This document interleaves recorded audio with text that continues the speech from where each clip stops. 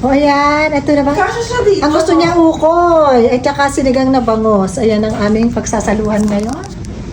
Andito si Don Edwin. Si Don Edwin, si Denesa Kay at si Don Paulo. Ano ba ba't naging Don Bakit Paulo? masubukan natin to? Hindi siya ganun. Ako marilentical ako.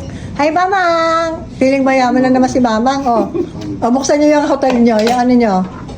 Ayan, buksan niyo yan. O, ayan. Si Mama Dors, feeling mayaman.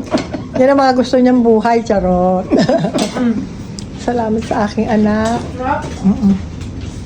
Diba? Ayan, after kumain yan, naghalo na mga konting mga pasalo. Ayan, si Mamang.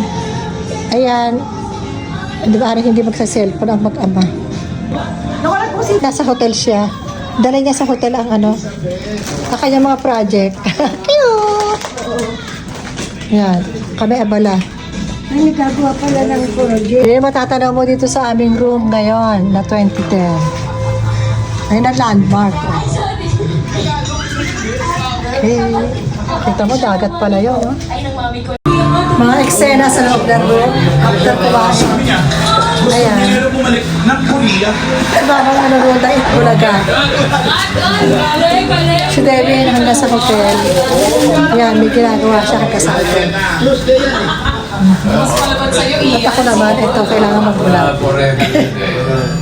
After the Thailand, sa hotel, andito.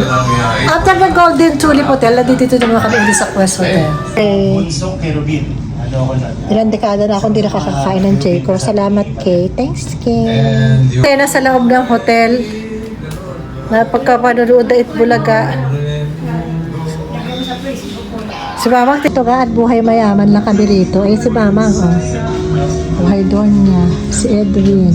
Si David nagagawa ng project. Ayan. Higa-higa.